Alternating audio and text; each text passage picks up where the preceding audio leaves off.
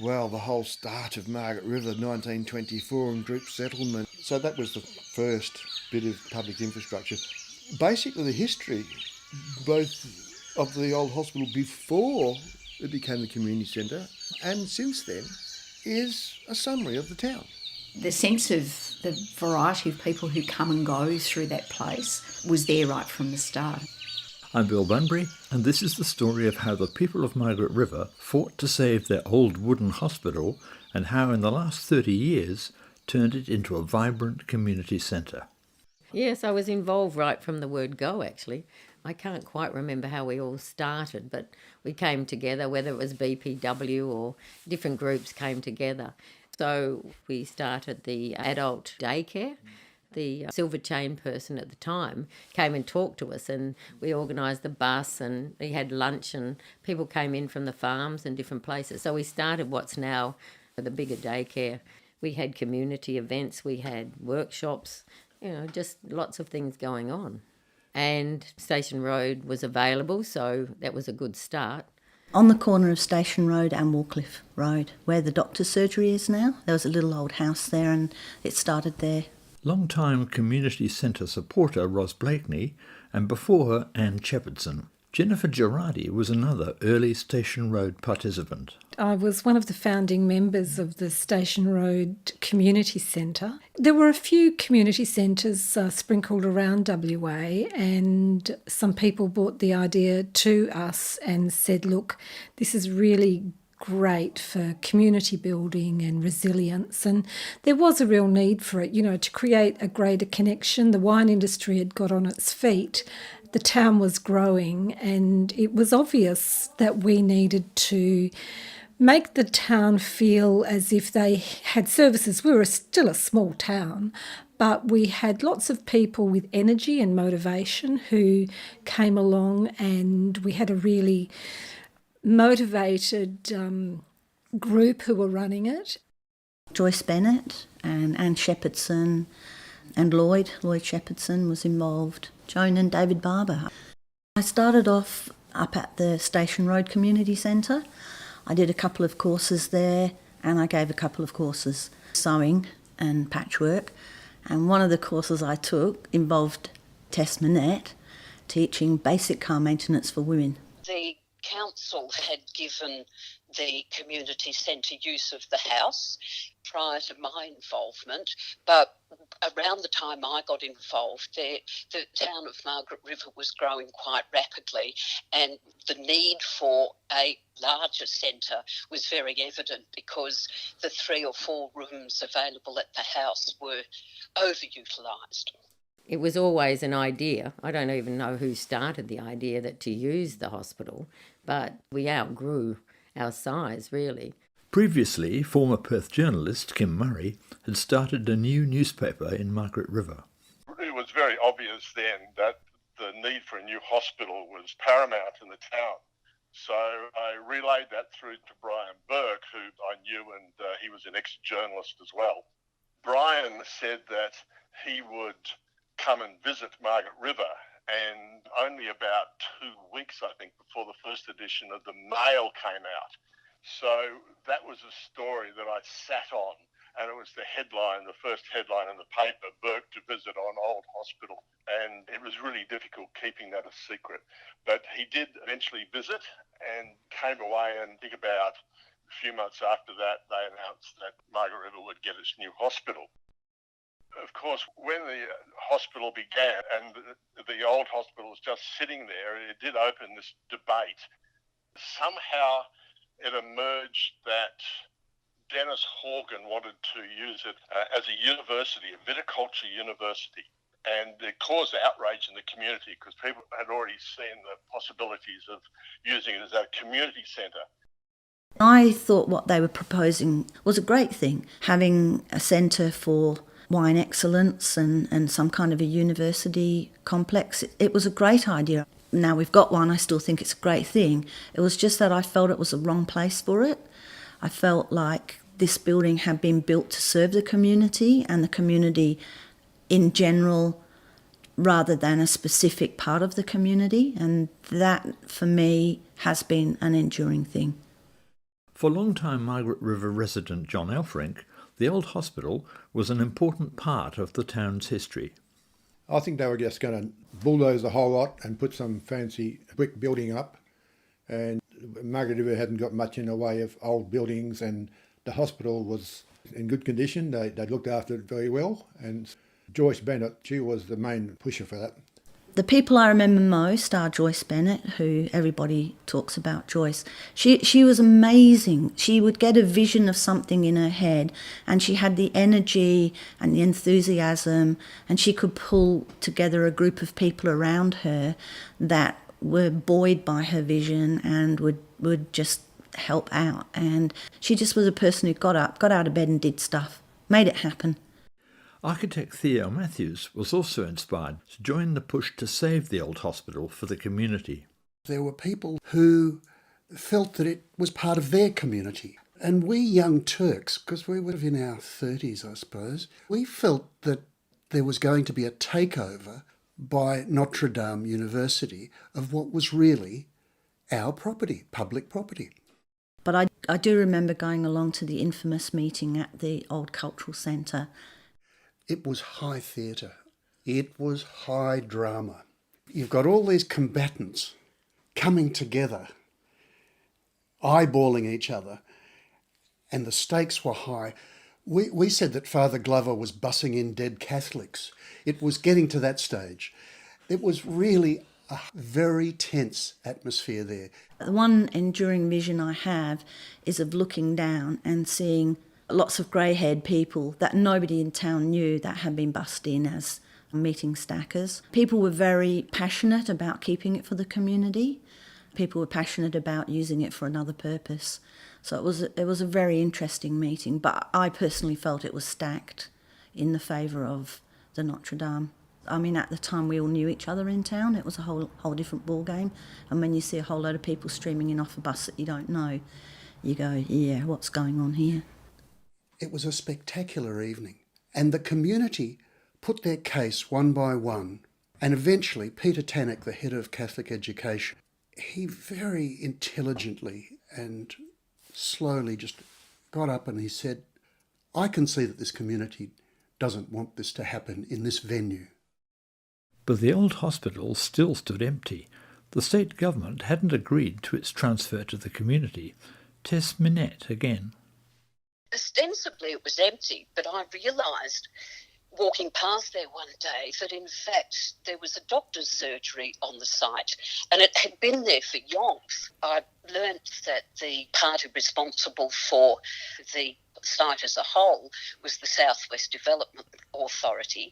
So I got in touch with the lady there and I asked her about the doctor's surgery, and apparently they had a lease that was continuing for some time after the rest of the hospital was vacated. And so I realised, obviously, then that it was possible to lease other areas of the ground, not just the grounds, but the buildings. And she said, yes, of course it is. At around about the same time, there happened to be a conference in Perth, and it just so happened that the Premier was there, Peter Dowding, and I snaffled him after the Saturday night dinner and told him all about the community centre, the potential enlarged community centre at the old hospital, that in fact it was in good condition, it wasn't riddled with white ant. And after about half an hour, he said, look, you'd make a great politician. I wish you were on my side. It's yours. And that's how the lease was signed. Went back to Margaret River, told the organisation that we had it, that it was promised to us by the Premier, and that's how it was done. I was tickled pink that we got away with it, but I knew there were a lot of forces, not against us, but forces that were bigger than us. And so it was a demonstration to me that with the right principles and with the principle of the purpose of the people behind it, that it would prove itself, and 30 years on it has. We joined the two committees together, and I stayed on the committee for a while, and we were able to bring all the furnishings and programs from the community centre over to the Community Resource Centre and started running the programs there. And of course, there was such a great amenity and there was so much space. We were immediately able to start letting it out to other groups, community groups. That was fabulous. It was actually more of a viable situation in the long term. We set about having a festival opening, which was great. I think that was September or October. They had an opening, and it was really good. I don't think there were many issues, really. I mean, the need for it was evident, so it wasn't a matter of having to crowd people into small spaces. It was a matter of showing people what they needed, and essentially people who wanted to utilise it could let their imaginations go because there was so much space. One of the things was the potential for vandalism because it was such a large site. So we were concerned about lack of security to a certain extent. There was a nurses' quarters on the east of the site, and that was perfect for some caretakers. Jerry Riley and Margot Edwards became the first caretakers. Yeah, the opportunity came up to be caretakers in the old nurses' quarters. This was in 1990. I had my first baby while we were there in February in 91, which was very convenient. Got to walk across the trees to the hospital. Later on, other caretakers also had a baby while living in the nurses' quarters, as then Centre Administrator Donna Dornan remembers. Our caretaker at the time, who was living on site, he and his wife were expecting a baby. And we thought this was wonderful because, of course, the old hospital hadn't had a real baby born on the site for many, many years. But they decided they wanted to have a water birth. So we had to get somebody in to actually test the supports underneath the bathroom where they were going to have this huge pool to make sure that mother and baby wouldn't disappear through the floor. But anyway, all went well and it was a lovely baby and we were very happy to welcome it and a birth at the old hospital. Much later, Margot found out that this was women's space. We were working very closely with the Wardandi, with Vilma Webb and Francis Gillespie. We had some of the Wardandi men staying in the nurses' quarters and they just were really uncomfortable there. They weren't happy there. So we moved them out and into another place and we put the elder women in, and they settled in to that matron's quarters end of the building and they just completely relaxed. They were really happy there and they told me very clearly it was women's space and that the men would never have been, one of them had actually got sick while he was there and they never would have been able to stay there because it was women's space. Living in the old hospital also suited Margot. It was simple. It was in good nick, beautiful wooden floors but lots of little rooms, which assuming they were nurses' quarters rooms. It really was like being caretakers. We did feel like we were custodians of care over the whole of the buildings of the community centre, and so it almost felt like we were camped on site for 18 months or so. Were these buildings haunted? The nurses' quarters wasn't, but I swear the main buildings were. It got to the point where I actually wouldn't lock up at night. I was pregnant and it just gave me the heebie-jeebies being in the main hospital building. I'm sure there's ghosts. Wandering souls. I suppose the operating theatre saw so many lives come through and some lives lost, and I think they leave an imprint on a building. Now I could walk in there now and there's absolutely no imprint there at all. This was very early on and it had been vacated and we were there right from that beginning and there weren't actually many tenants. It didn't grow like Topsy, but it satisfied the needs that were evident at the house in Station Road. But in the smaller facility, you could be using 3 or 4 rooms a day, every day, for 5 or 6 days a week. At the new facility, of course, everybody could be catered to. Barbara Maidment ran the Margaret River Business Enterprise Centre and was one of the first tenants. So it was a little bit lonely initially.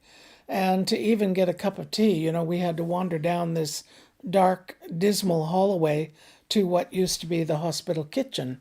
And it was a little bit awkward at first. A lot of the rooms were still as they had been left when the hospital moved to its new premises.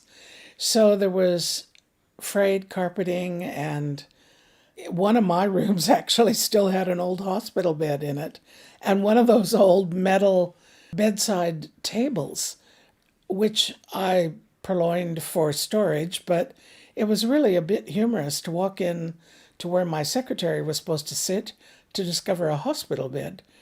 But the money for renovations and changes to the building still had to be found. The Shire made it very clear that they didn't want to give us any money ever. I think it went back to when the very first point where people wanted it for a different use. And so when it was vested in the Shire, they just didn't want to know about spending any money on it. They just saw it as a ruin that would be a pit for money to be shovelled into.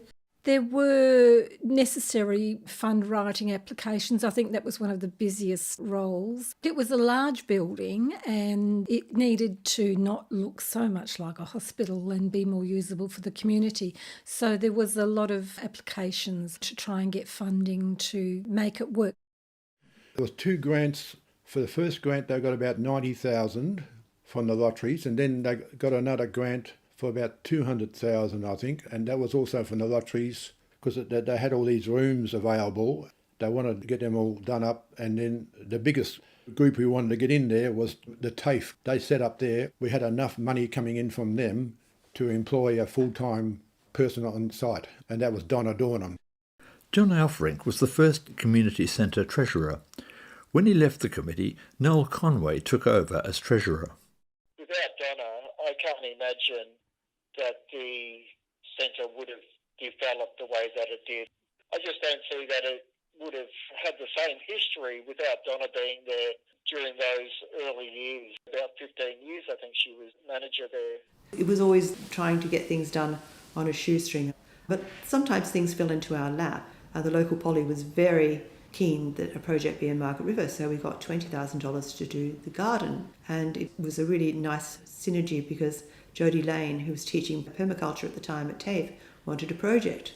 Yeah, that was a fantastic project. There was a group of us that thought it would really make a much better garden than a car park. The 3 main people that were involved in getting the community garden actually happening was myself working for TAFE, Donna Dornan, who was working for the community centre, and Sally Hayes, who was working for the council. And the 3 of us formed a team. I organised to run a landscape design course with the students that were studying horticulture, and we asked the students to interpret that. So we looked at the existing functions of the old hospital and the new library and the new hospital, and I put it to the students, create a design that would work to bring those together.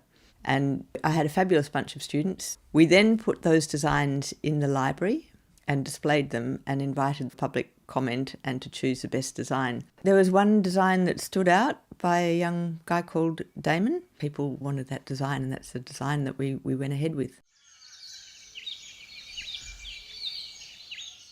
I was doing community services orders at the time, so one of my guys on community service did the steps, and I think Al West did the lovely wooden seats, and then somebody from the Collective Guild did the hand-printed mosaic in the middle of the garden.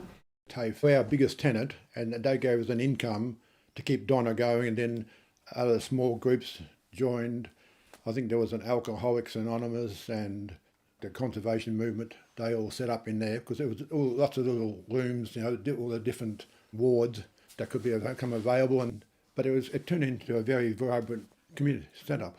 The community centre has always had the community at the forefront of their minds. They've never done anything, to my knowledge, for a profit that doesn't benefit the community. In fact, it's in our constitution. The Community Resource Centre has always been fiercely independent of Shire and other things. We really have looked after ourselves. We've renovated all the buildings, and through various grants, heritage grants and Commonwealth grants, and Lotteries Commission has been very generous. But also our tenants have had to pay rents, but very reasonable rents. Especially if we wanted the service in Margaret River, we would bend over backwards. Conductor of the River Song Choir, Ruth Boyd, is one long-term tenant who appreciates both the low rental costs and the space available. To be honest, I chose it because it was central and I could afford it, because I didn't want to charge too much for singing, and it's the most accessible building as far as the cost, that it's so available and so reasonably charged. But the building that we were in has the most beautiful acoustics, and it turned out to be a lovely place to sing.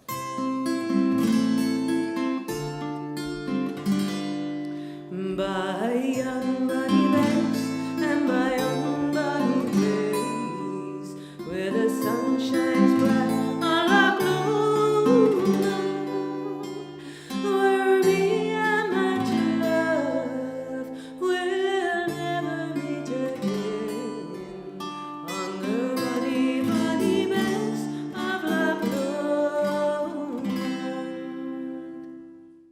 Initially, in the early 1990s, extensive work was needed to make the buildings functional for their new role. Local architect Linton Hodson became involved at an early stage.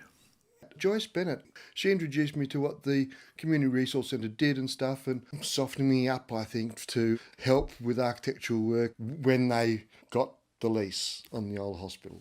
There was a lot of work that needed to be done.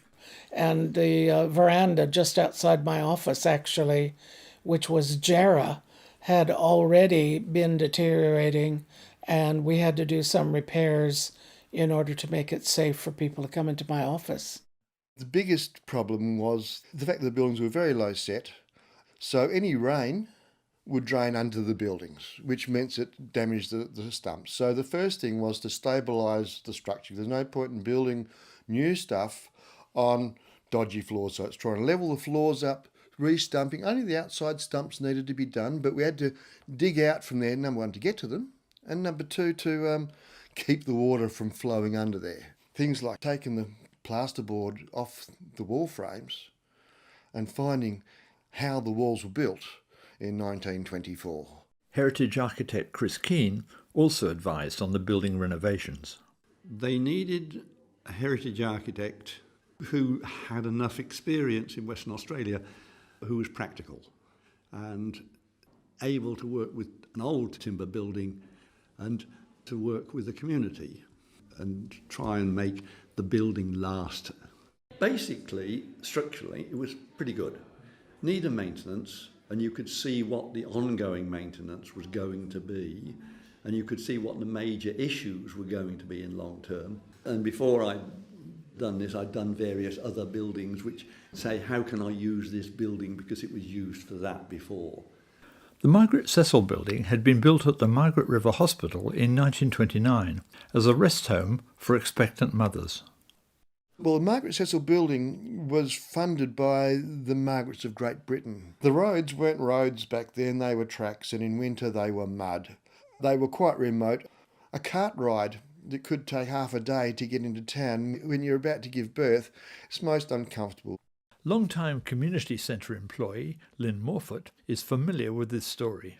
Yes, Margaret Cecil came here and was appalled to see that women were coming in to the hospital. When that was really near their due time, they'd come and they'd have to sleep out on the veranda till they went into labour. And once they went into labour and had their babies, they were allowed in the hospital. And so she went back and was it a shilling from the Margarets of England? And so that's how the money to do the original rest home.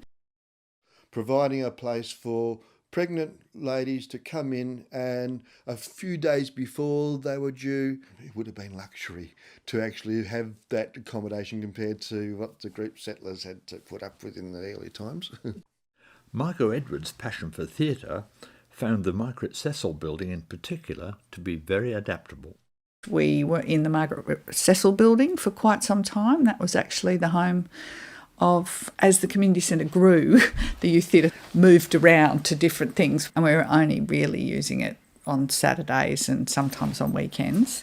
School holidays, mind you, I would run longer workshops and we would use the grounds, we'd use the Trellis Theatre, but the Margaret Cecil building was wonderful because it had a big central area. So we did media club shows in there, and the Margaret Cecil building was so fantastic because it had little offices. Beck Juniper had a little studio there. I think Jude Lonigan had a hat-making studio there.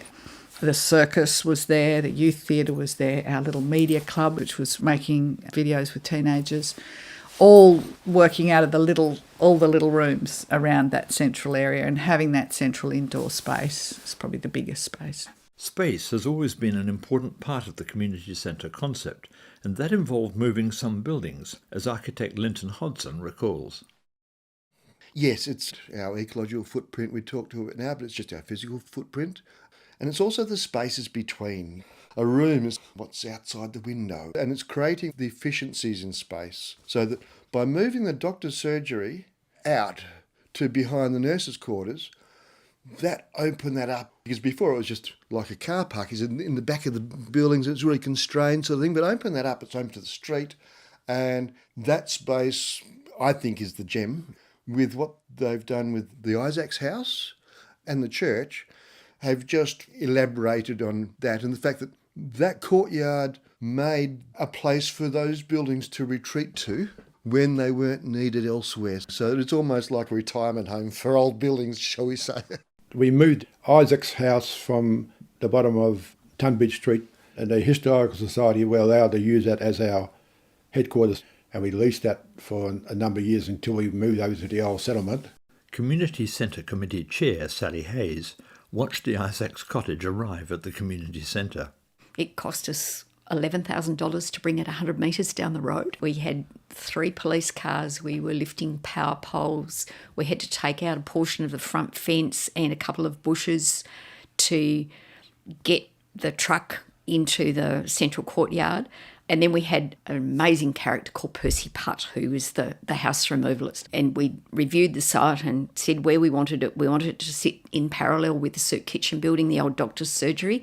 And so we could eventually link the verandas when he got a bit more money. And Percy backed this massive truck with this house on it through the courtyard, and he reversed it in, and there was a point at which the front corner of the truck was about 3 millimetres away from the chimney and the Margaret Cecil building as he came around the corner, and he inched it around, which was great. And he hopped down out of the truck, and he was not a tall man. He jumped out of his truck, cigarette still hanging out of his mouth, and he said, "I've measured it up, Sally." He said, "You said you wanted it 5 metres apart," and he said, "It's 5.5. Do you want me to move it?" That epitomises the place as well. And we went, no, it's fine, Percy, just leave it where it is. It's straight, it's level, let's go. Percy Putt also moved the old Uniting Church to the community centre. Barbara Maitland watched its progress. I was in my office when I knew that building was going to be moved. So I had my camera with me, and I went out and stood in the middle of Tunbridge Street, which is kind of a dangerous thing to do these days, 10 years ago or so, and took photographs of that old church being pulled up Tunbridge Street by Percy Putt and his moving crew, and how the Western Power guys were out there with big poles to hold up the cross-street wiring so that this building could get underneath. I mean, it was classic.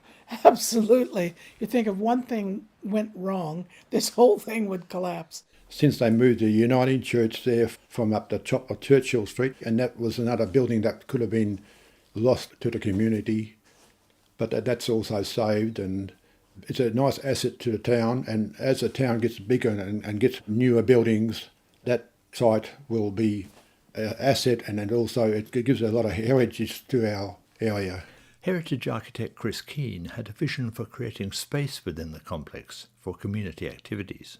The space between the nurses' quarter and the hospital, I've always felt that if you want a community centre, basically if you can get a couple of trees under which you can sit and then use that space, it's multi-purpose, because we're not going to be able to put a marquee up or have something permanently that gives a lot of people chance to be in a space. So the central grass area to me is very important. And at the far end, we've just put a bit of a stage whereby somebody can stand up and give a speech or something. But it means you've got a good space in the centre of town. The courtyard area has been used extensively for community events, but the farmers' market was one activity that outgrew the available space.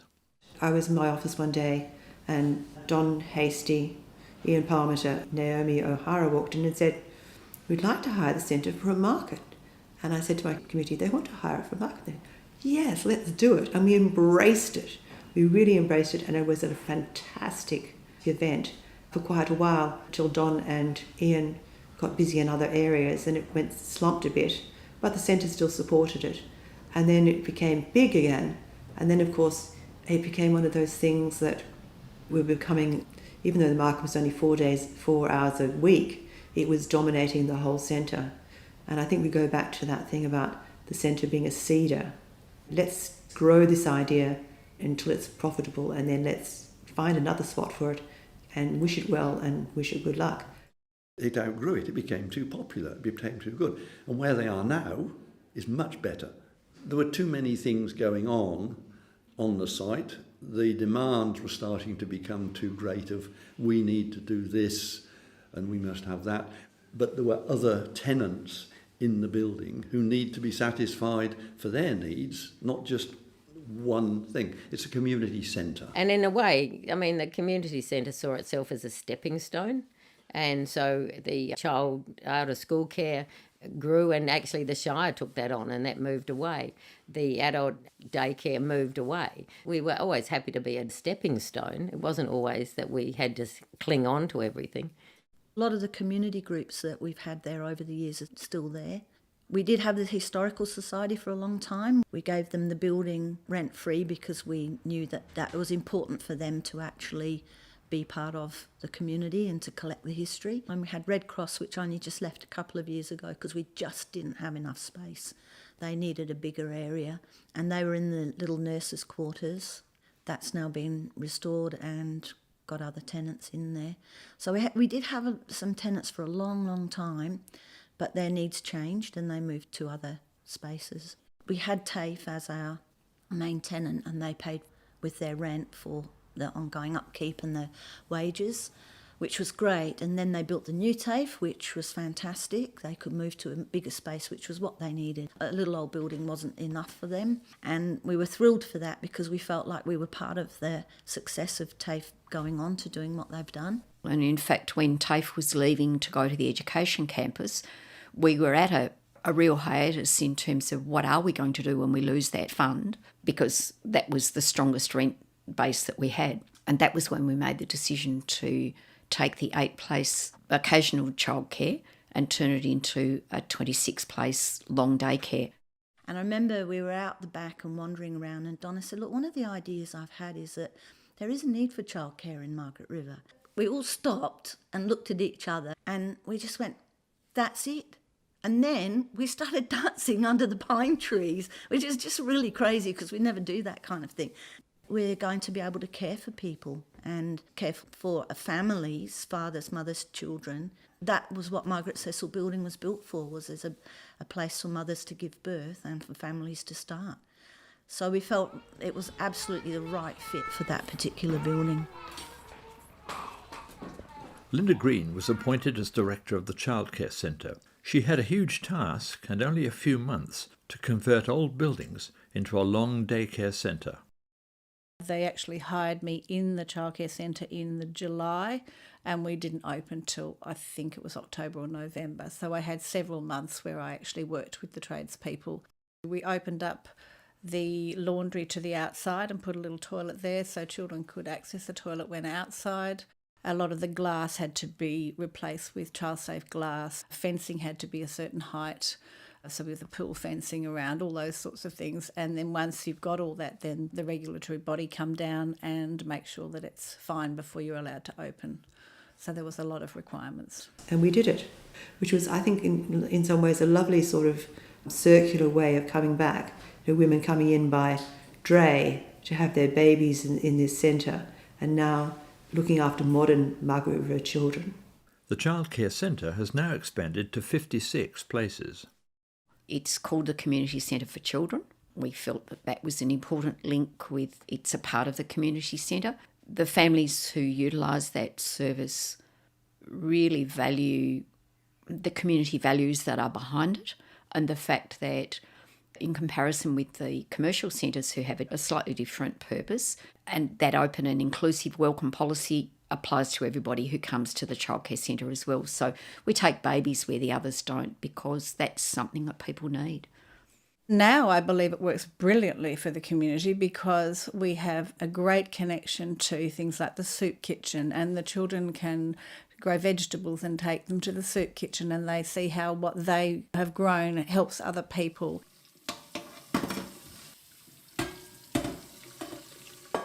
The soup kitchen, which David Seeger operates independently, but with us, it's part of what we provide, and the childcare service. And so sometimes the mix of the soupy and the children can be quite interesting.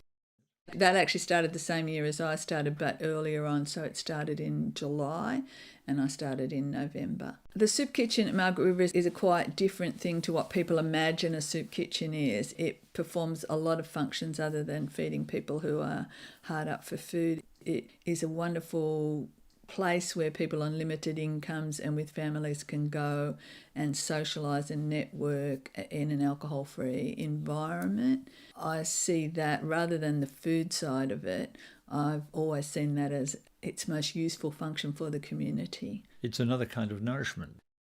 Yes, it is another kind of nourishment. That's a great way to put it. Dave Seeger has now been running the soup kitchen at the community centre for 25 years. I had to fund it myself and did so for the first 8 to 10 years, which didn't reflect very well in my bank account, but it worked, you know. You can live a very humble life with, you have no choice when you haven't got much money, you live a humble life. Dave had identified an unmet need in the Margaret River community.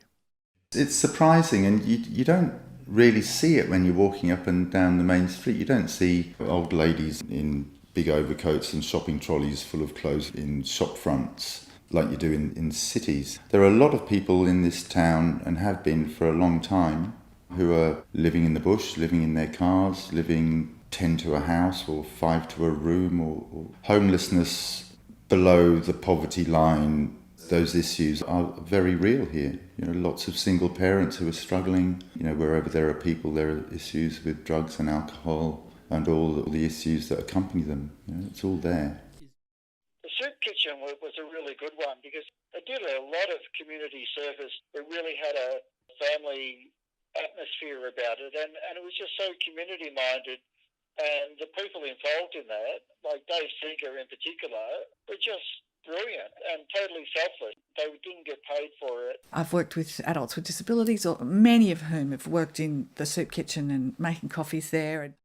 It's a crucial space. I love the low-key energy. It hasn't turned into a big new facility for people. It does feel like a real community space, and I know that a huge amount of good work has come out of there.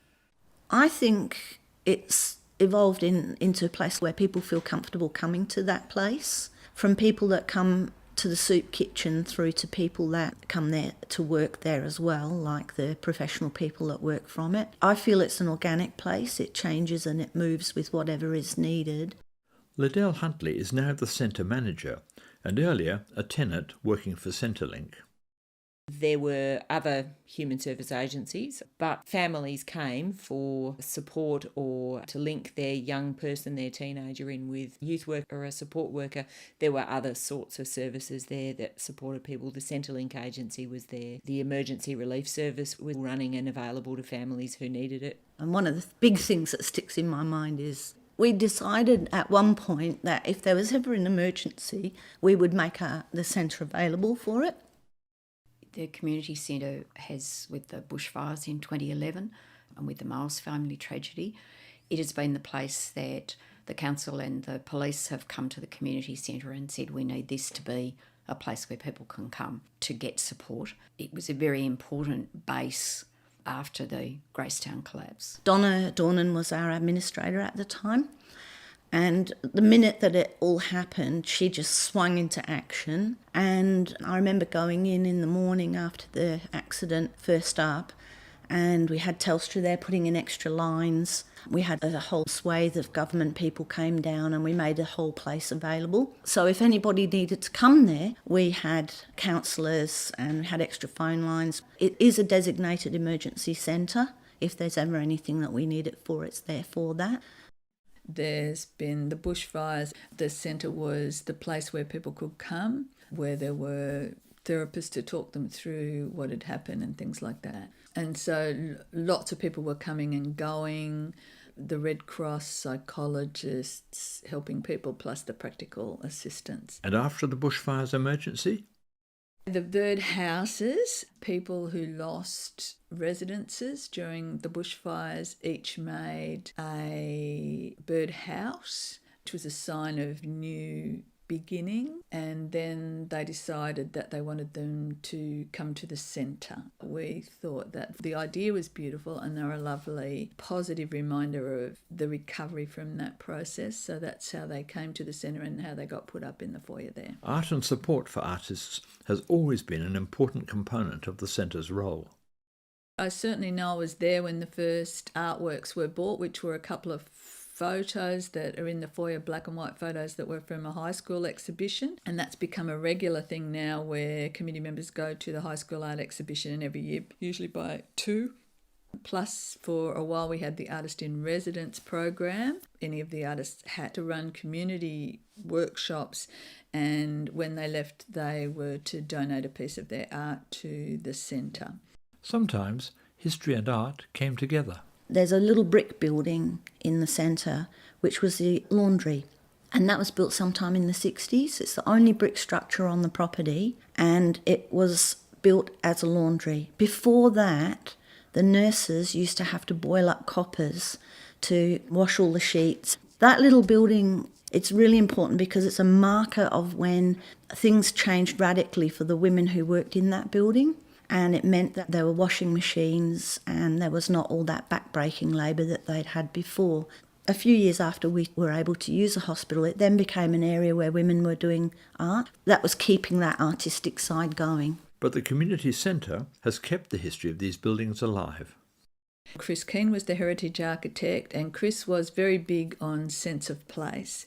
He felt it was very important that we maintained that sense of place and kept it visible to people. That's how we started calling the spaces the nurses' quarters, the matron's quarters, the doctor's surgery, naming things in that way so that that kept it in people's mind, what it had been. You go into a new building and it has no history. When you think of all the people who've had babies and accidents and come through the old hospital, when we had an open day here one day, and we gave out certificates for everybody who was born at the old hospital, and we couldn't keep up.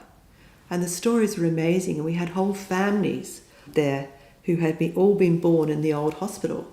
Or else, I remember I was here in 1952 with a broken leg and it was so cold there were icicles on the windows. The stories were amazing. I think the gardens are an important part. They're old-fashioned, and that's part of what we want. And then the buildings, you've got the lovely verandas, and it's 100 years in a few years' time, and it's really pays homage to what was here before, the wooden buildings. And there's not a lot of wooden buildings still in the southwest, so it's great that historically has been able to be saved too. So I think that's a vital part of keeping the old hospital going. Hospitals in particular are such a crux for community care and community support, and particularly the history of this one. Just the very nature of how the hospital evolved, how the town evolved, and how much they're cross-linked, and also really interesting linking with social support. Social support includes helping families at Christmas. Yeah, we have a Christmas hamper project. It started off just as a general need. Margaret River people are so generous. We put the call out, so we have a certain amount of money to buy certain goods. We make up a hamper. Then people donate things, and then they get to choose extra bits to go into their hamper. There are groups of people that come in and help pack the hampers. There's people that come in on the day and help with distribution. And I get to do the toy room, and I love it. I remember one little girl once, I said, "You can have anything you want," and she picked up a packet of pencils. But she kept looking at the My Little Pony set, and I said to her, "You can have that if you like it." And she went out, and it was such a great moment, this little girl with almost stroking the ponies through the packaging. That kind of thing, that little girl, even in our society, had not many things. And I think that's what people forget, that there are people that need help. And it's been Lynn Morfoot's baby for quite a few years now. Some groups and organisations have been supporting it pretty much since it started. Others come and go. The year before last, Rapids Landing School did a collection amongst their school children. The numbers have stayed really quite steady for quite a long time. Are there other success stories? We supported women who had gone back to school to learn to do certain things. So we helped quite a few women to get back into the workforce in better jobs than they were doing.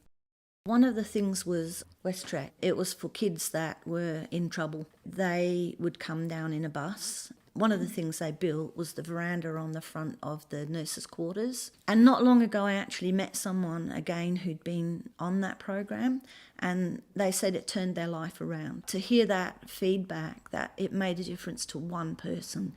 Empathy is probably something that is a very strong thread through the place. We can't appreciate it unless we lost it.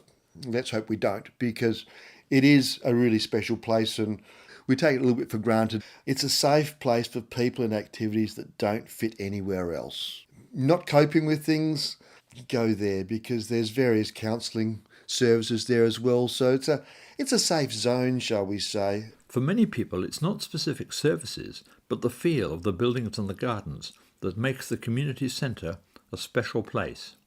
Definitely. I thought there's something about the spirit of a building, and that's what came with the building. So that building had been sung in a lot, and it is sung in as a church, and it had been worshipped. So whatever had been going on in that building felt very good. And when it came to the new setting, we wanted to carry on that kind of energy. It's built into the walls. And the gardens too. I mean, how beautiful are the gardens every time you walk past there during the day? I mean, I think everyone's got cuttings of those geraniums. Take little cuttings. A lot of the gardens have come from that place. That's a lovely sense too. I think that it's a very approachable place, and that's where the home type base of the original Station Road probably has been carried through there. And new initiatives? Yes, the radio station is going to be housed in the nurses' quarters. Quite public, noticeable spot. I think we will give them some good material, and I think they will also be able to promote the community centre as well. Is there a place for historical tourism? The history of the Margaret Cecil building in particular, which was the beginning of this whole thing. How many people in the community know about that history right now? Well, I think the percentage is low. So historical tourism is gaining a lot of respect these days. And there's no reason why that couldn't be part of it. In a way, we've been a little bit of a sleeping community there. We've not pushed ourselves out there as such, because a lot of the stuff that happens there is still very personal to the people involved. But I think people sort of wonder, what's this strange little oasis in the town? It's perfectly situated because it's so close to town and to other facilities. It's just the perfect site for it, I think. And the other thing is, like, now we're talking 30 years. That's become history, what we did 30 years ago. So in 30 years' time, that history would have been lost altogether. 30 years ago, Margot Edwards and her partner Jerry Riley were caretakers at the old hospital.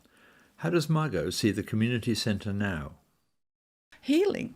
People coming together and being healed or being healers or working with people. I mean, the role of the community centre today is so vital in terms of the bushfire relief, COVID relief, so many ways that the community centre services community and the tenants there service communities. Hospital is the core service in terms of life and death, and the community centre, I would say, is the next layer of our living life and how we cope, and people who need services, who need to come together, who want to, who choose to celebrate life.